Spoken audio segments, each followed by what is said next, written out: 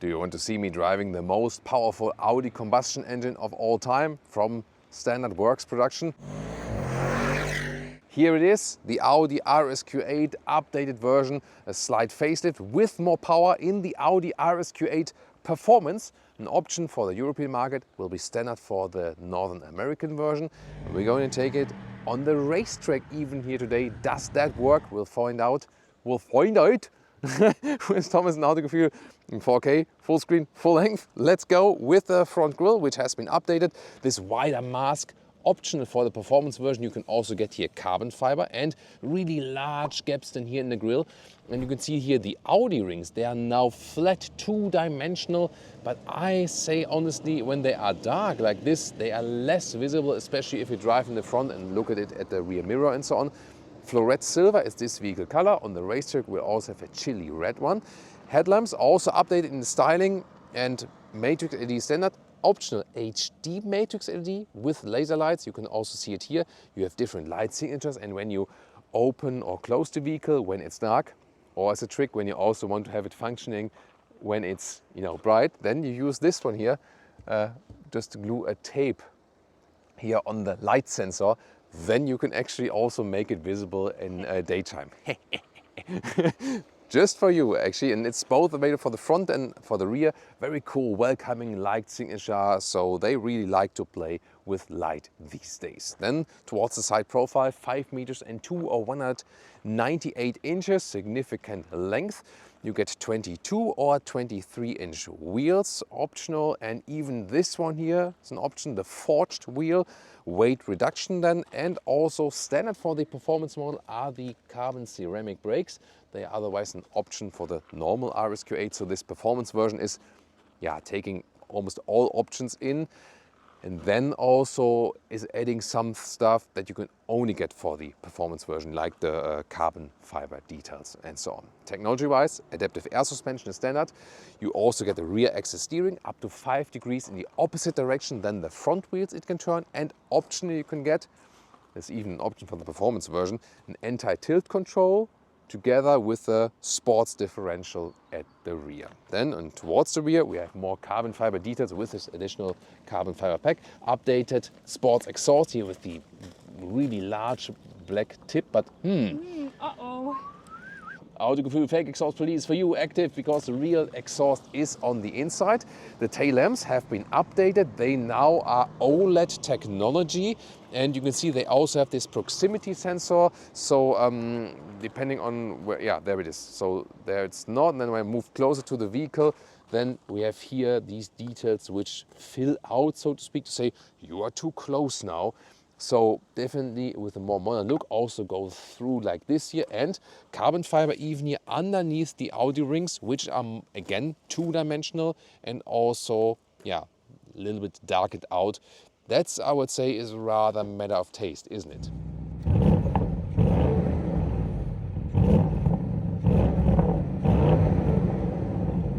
So let's take a look at the engine. Audi is promising, by the way, a wider span in the suspension between comfort and sportiness, and also more power to this engine. And under the hood we have the 4-liter V8 bi-turbo, and in the normal RSQ8 with 600 horsepower, and here also nice RS badge here. Oh, it's nice and warm here also for the fingers now. Here in the performance version with 640 horsepower and now 850 Newton meters of torque, and 0.2 seconds quicker in the acceleration, now at 3.6 seconds to 100 kilometers an hour or 262 miles an hour. That's of course really impressive. Did some tuning also for the suspension, engine setup, the driving dynamics, so it could even score a new record lap on the Nürburgring Nordschleife. And we're not on Nordschleife today, but on the Castelloli racetrack here in Spain, and see how that one scores the laps there. As for the all-wheel drive setup, by the way, it's of course standard all-wheel drive, and you usually have 40-60 distribution, standard quattro all-wheel drive. But here it can also then send up to 85% from the power to the rear axis, so we always have a strong rear wheel bias. And if you really hammer the throttle, of course, we'll see how that one plays out very soon. I can promise this will be very exciting.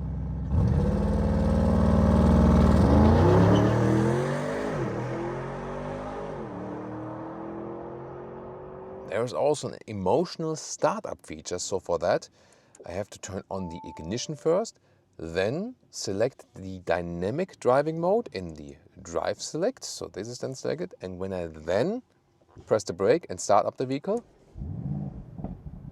it goes over 2000 RPM and also blop, blop, blop, blop from the exhaust.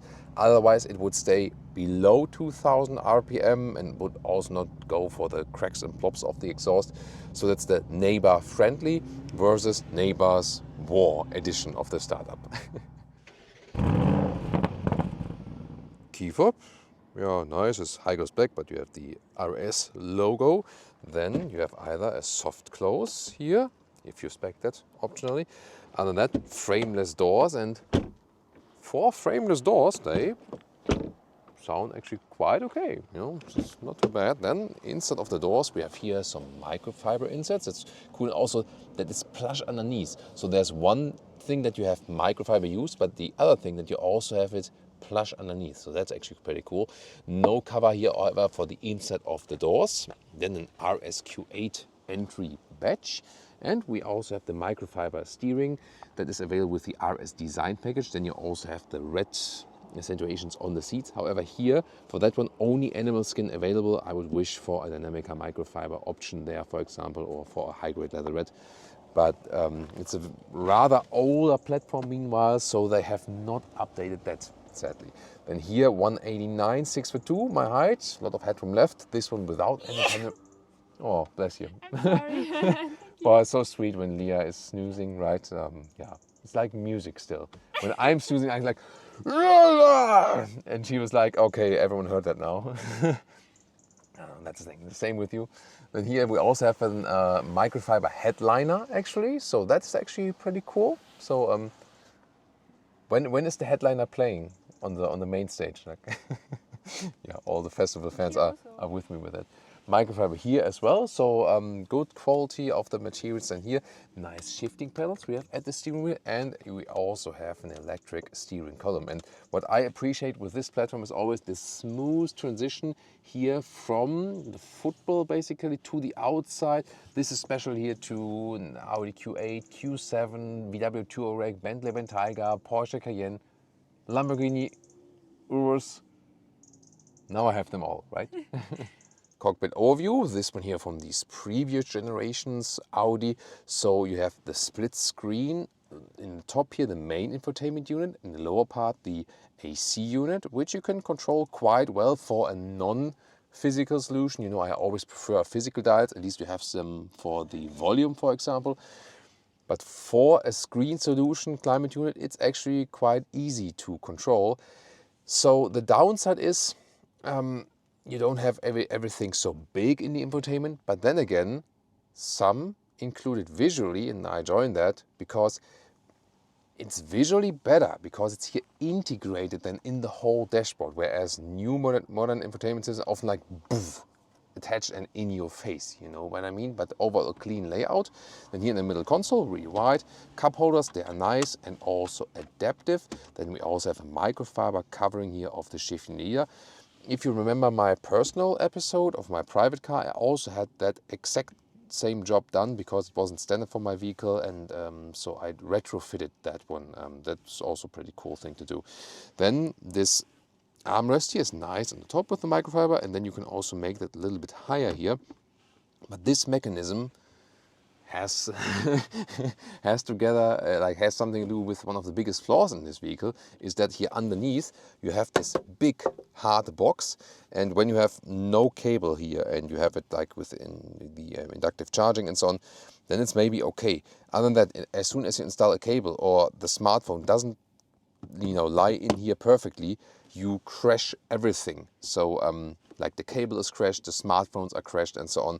And I have no idea why anyone would do that, not think about that people not always put it here, because the problem is also this inductive charging pad is not vented, not ventilated, and the smartphones do like overheat after a couple of minutes or something, especially when you then have a map app running and so on. So I rather prefer to put it then with the cable and then put it down like this, that it doesn't charge with the inductive charging. At least you can pick with the Apple CarPlay, Android Auto, with wired or wireless. That's what I also criticize about BMW, because BMW is forcing you to use the wireless connection. Whereas here, for example, you can choose between the wireless connection and the wired connection for Apple CarPlay or Android Auto. And these Sports Seats Plus, they look cool. You can argue about the red stitching and so on, but the thing is here, with 189 and 642, and when I really put my spine up, the seat is not tall enough, you know. And that's also the thing about the integrated head restraints. It looks cool, but it's not adjustable and it doesn't fit all heights then. And if you're even taller than me from your upper body, this is also a safety thing. So, I mean, if I'm like sitting with a spine like this, maybe so, but if I have it upright and then there's a crash, you know, it's not ideal, because usually it should be like here, you know, that is also the best in the sense of a crash when like against whiplash and so on. Driver POV, hey, we still have the 3-dimensional Audi rings here, and honestly, this looks so much cooler and more premium than the all-new solution where it's just flat. Or what do you think about this? Then, real buttons at the steering wheel, with nice clicking sounds. Also here to change the view, for example, right side for the volume, and the special RS button. And then you can also individualize your settings. So usually you would use here the drive select in the non-RS models, and this is of course not that easy to access. With the RS buttons, there you can also individualize your settings then, if you want it all the way sporty or maybe not. And then how you want to have an RS1 and RS2 mode defined. And then here, what's also special to the RS model here, you also have these wide background here on the digital RPM meter. So, and you can switch the views right there. In the RS mode, it also looks different, but you can also individualize that just as you wish. And then you also have a head-up display. It's not flickering in real life, just on camera, by the way. And here in the main infotainment system, you have a nice overview here, standard. And there's also a trick, by the way. If you press and hold this one, then you can also slide it to the left side, and then you have suddenly a hotkey to the Apple CarPlay. Olia's looking at me like, oh my God, how did you do that? It's amazing. So then we can press this hotkey here. Apple CarPlay and Auto is available. So I'm fine with the infotainment systems, also quick enough, even though it's maybe old school for some. And then here, once again, the climate unit, up and down, easy solution. And there's also the trick that you can slide from outward to inward to sync left and right again.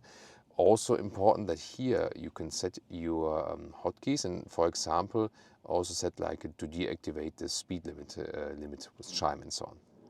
Rear seats and the rear doors, and with the cool mechanism here of the electric shades, and when you press one more time, then it's for the windows. This is like the maximum it goes down, frameless here in the rear.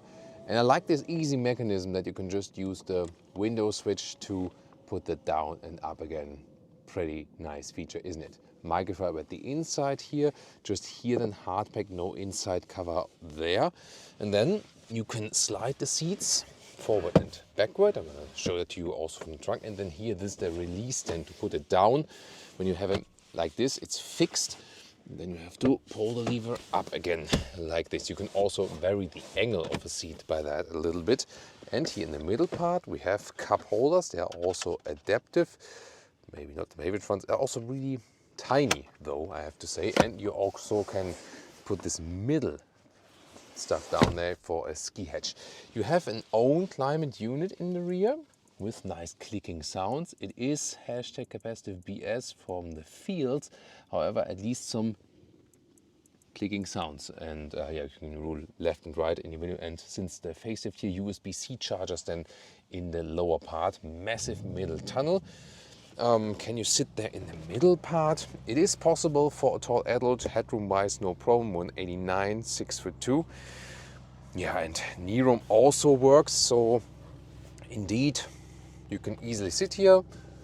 Enough space. So yeah, for 5 tall adults, that's totally fine. And then you can vary the trunk space or then here the length. And it's upright, comfortable. Of course, the head restraints I will put a little bit more upward like this. Yeah, it's a very good traveling feeling also in the rear. check out the boot or the trunk here, electric hatch of course. And let's see here, this is pretty cool. Here the electric cover, so it automatically raises and goes down again when you open it. A mirror of 40 inches in width in the lower part, a little bit wider in the top part, and the width here is also well usable, yeah, almost meter and 10 and 43 inches, and the height here at the highest point about 77 centimeters or 30 inches. To fold the seats, cannot do it from here, have to go around. Cabin trolley, by the way, also fits in vertically under the seats there, and lifting it up theoretically also for a replacement tire. There we go. We can also put down the air suspension a little bit lower if we like that. I have to go around to the rear, fold it, use the lever, and then we also fixed it here, and then the thing is then like it's really fixed. And you can also slide it forward or backward. That would also be possible. So when you also have it upright and then like this, there you can even gain a little bit more trunk length. That's possible. And the total length then to the seats as we are driving, there we go. That is here 190 in meters or 74 inches.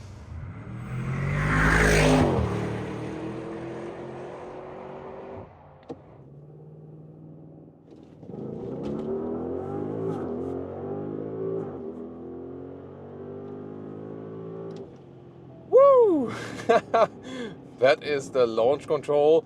It was like 0 to 140, 150 kilometers an hour, something like that, with the Audi RSQ8 Performance. And we start using this here on the track because here we can safely demonstrate all the performance features to you.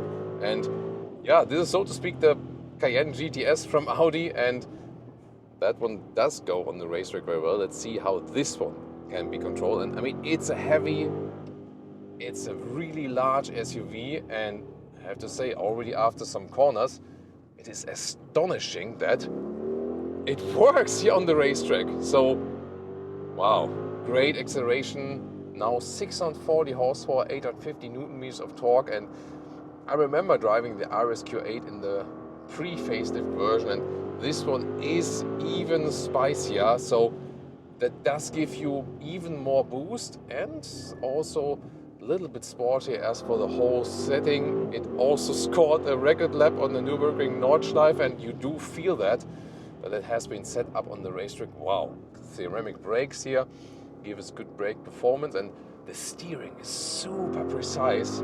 Awesome. Wow, can't believe how smooth it is on the racetrack actually, and that you don't feel the weight that much. Of course, it's still an SUV, and the low-sitting sports car will be better on the racetrack, will feel it is lighter and better to control and so on. But considering this is a large SUV, it's amazing how good it is to drive actually. And I love the microfiber steering wheel that gives me good control over the vehicle. And here now, with the all-wheel drive, you can also be on the gas already at the exit of the corner. Really good. I've been driving this one with a couple of vehicles already, and I mean, here the animal skin surface, the problem is that it's kind of like slick, so you slide on it a little bit. So a microfiber seat would be better than for the racetrack, definitely. Woo! Yeah, one more time, hard on the gas. Pretty nice. And yeah, the brake feeling is really good, but favorite thing is really the steering, I have to say, because it's so precise and I know exactly what I'm doing, and still can't believe that this is an Q8 I'm driving here on the racetrack. 23-inch wheels we have mounted here. These are also the new forged wheels, reduce the weight a little bit, and you know, weight is everything on the racetrack. Of course, you can't deny physics, so at some point it does push you out of the corners because it is a large SUV, but it's actually not too heavy to control in the sense of how much force is being applied to you. That's very interesting. So yeah, I mean, recently I was on the racetrack with the Mercedes-AMG GT, and honestly, that one felt heavier than this one, although this one of course is more in weight, but it's really astonishing how also like the anti-tilt control that is an option together with the rear sports differential is keeping us actually upright. So you see, although it is a high sitting vehicle, it does not tilt at all. I think you can see that on the camera that we have no tilting effect whatsoever. So I'm really a fan of lightweight sports cars on the racetrack, and that will also never change, and they are more fun on the racetrack. But considering for this type of vehicle, it is actually fun to steer it in a very agile way. And I feel actually the smoothness and the transitions also here, there is a very linear feel of how we can apply the throttle. So especially here, these combinations, when you go out of the corner, open the steering wheel, hard on the throttle, it is aggressive, yet again, you can smoothly control it over the racetrack. That's what I actually prefer about this one. So indeed, if you already had an RSQ8 and want something even more, with this update here, they did significantly spice it up.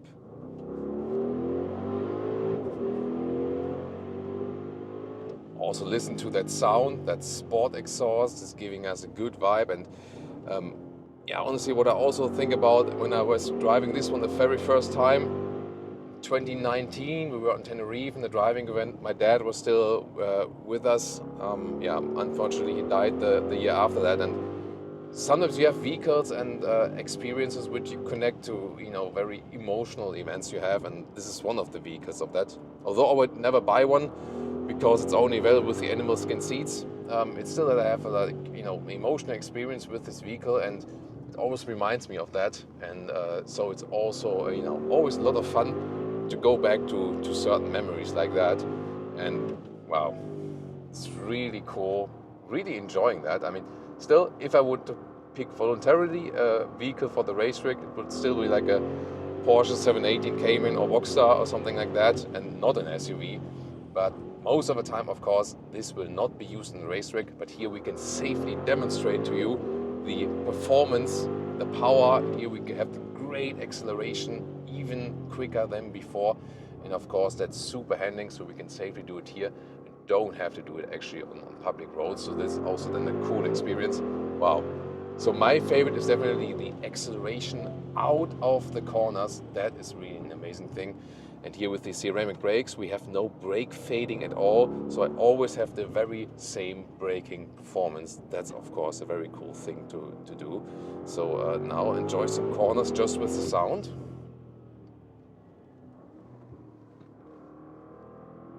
Also hear something squeaking tires. There we go. Oh, that was a little bit, that was one moment where it was kind of like not exactly know what the engine wants to do, but this was the first time that this happened actually. Ah, beautiful.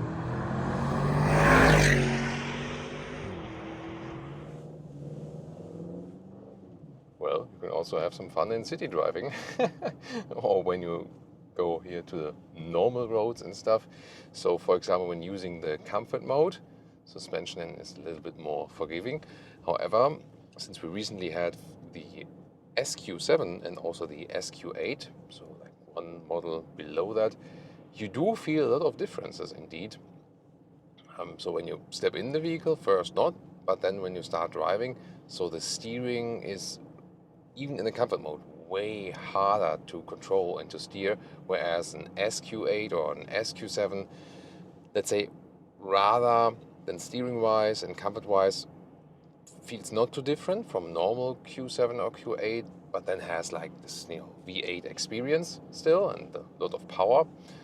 But here definitely everything is sportier and stiffer, and you feel it with the steering and the suspension setup and so on. So subtle differences then from the model to the model, from comfort to sportiness, whatever you prefer. Yet at the same time, the suspension here, when you have it in the comfort mode, it's comfortable enough. It's more a wheel choice then. So I also recommend not to pick the biggest wheels than here for the RSQ8, because that one reduces the comfort definitely. Steering also really precise then here when you're on these roundabouts, and getting out of it really nice. Then the power sets in. So the comfort mode really is totally fine for everyday driving, especially because when you have the larger wheels, suspension should be a little bit softer to even it out, and even on the motorway and so on. And I found that the helpful thing of having here the performance version is also definitely the button at the steering wheel, because when I switch to driving modes, when I get on the motorway with the normal models, I have to do something here below with the drive selects, not ideal and so on. And here actually I can just the driver's behind us. I can just click once here on the steering wheel, and then I'm in the RS mode, and then I can also fine-tune what this RS mode means to me. And yeah, I think the best choice is actually putting RS, like everything sporty except the ESC off, and then the RS2, for example, the ESC off if you are on a maybe like closed circuit as we were earlier and so on. And then you can just easily access this, it's like dynamic mode plus, I call it that way, because otherwise you could also select the dynamic mode here, and then already like there's a gear lower, you're kind of ready to jump, and yeah, that acceleration just goes a little bit quicker than if we would be in the comfort mode. So just to show you the difference, so when I'm here in the comfort mode, it's usually a gear higher, and when I'm then suddenly on the gas, the vehicle takes a while. There we are. That's like in the comfort mode. And comfort mode? oh yeah, yeah. Nia's like, okay. And now here in the RS mode, already a gear lower. Oh, we're also in the tunnel here now. So let's listen to that. Ready, guys?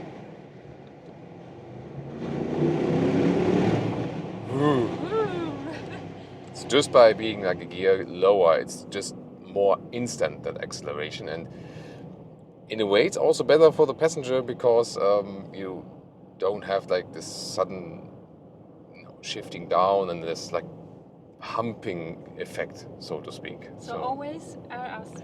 yeah, Leah is definitely a fan of the sporty RS mode then for that, yeah. Suspension wise, by the way, if you stick in the RS mode here, let's feel that. Then back to the comfort mode. Let's see where it is. And then you have to click it through, that's the thing. So now, maybe a little bit. I would say the suspension is stiff in both cases. Yeah, it's just the base setup of the suspension and the wheel size. So it is just a stiffer setup here. So you would not go for that one if that disturbs you, But here, when the road is even on the motorway, that's of course great, because it gives you so much stability, and at the same time you have the performance always on demand. Cruise control you can set here with a separate stalk column in the lower part, and it's also here with the active lane keeping assist. Let's see how smooth it is. I love that. Like this microfiber steering wheel, by the way, also in everyday driving life. Here also then in the tunnel again, in the bend. That's really nice. So very smooth here. Then we have the blind spot monitor in the side mirrors, very visible. That's pretty cool. So very sophisticated. Yeah, some ambient lighting on the right side. Maybe you can set it to blue for the next tunnel or something, then we can better see that. Because like the yellow is not that visible usually. So here, once again, the steering corrections are done in a very smooth way. So yeah, it's just right. It's background lighting, and then background lighting, and then and bright all the way. Yeah, that we can. Yeah, next tunnel is approaching right there. So it can also be good long-term commuter in a sense of motorway, faster speed, still good suspension. The only thing, of course, here with the seats, these performance seats, plus the animal skin surface, so hard. So it's not ideal. Short. Yeah, and too short here. Like too short for my head, actually. So nothing for too tall guys. Yeah, so they should definitely offer like a dynamic microfiber option here. There we go. So now we can see better here of the blue is always more visible at night, definitely. Yeah. So seats, I think, is the main problem. There, for example, like a BMW X5 competitor just has way better seats, way more comfortable. So Audi needs to work on that and offer better options there. I mean, they have the knowledge. They just have to use it. Let's take it that way. Here, by the way, when I use the turning indicator when someone is in the blind spot mode, then I also have the flashing effect. That is like an additional warning I get there. So all the everyday driving life experience here, especially on the motorway, is pretty good. Just that you have the wheel choice when you really want to define the very comfort, and the seats are not ideal. But also noise insulation wise, the thing is that the performance version has these de-dampening measures, so they took away some insulation. I mean, here in Spain you can't drive too quick on the motorway, so here on 100 kilometers an hour, 60 miles an hour, what we felt like at 120 or something is that there's some wind turbulence from the side mirrors sometimes, but I could not say that this is really louder than the SQ7 or SQ8 we recently had at home or something. So I would say it's still comparable. It's not that they took away some insulation that you hear more wind noise, I felt.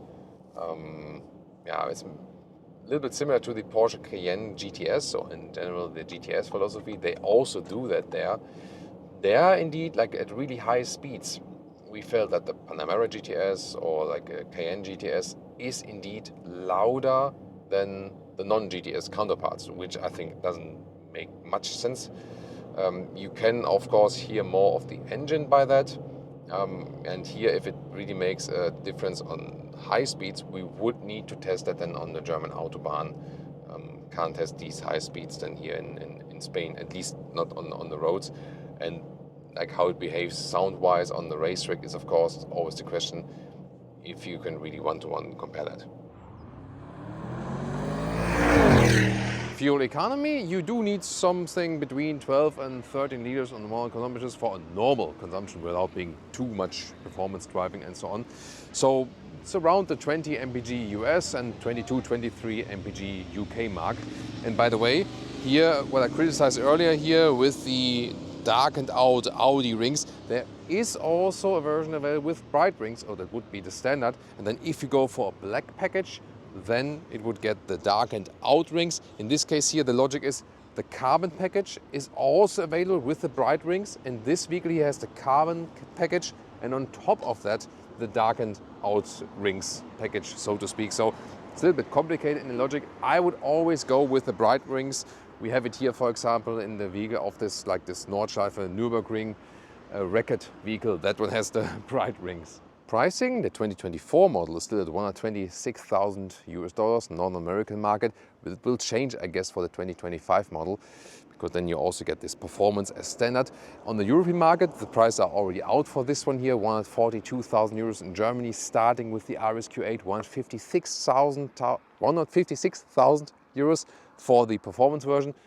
Then, of course, some extras. You can even get more expensive with that as it stands here right now. So really hefty price. You can easily also get a Cayenne GTS for that. But then again, it's maybe a matter of preference, which brand you prefer. They all drive exceptionally well. You've seen it. Although it's so heavy and a large SUV, it even indeed works on the racetrack. That's the impressive part about it. You can directly compare the recent Cayenne GTS facelift, or maybe like a step below again, the Audi RSQ8.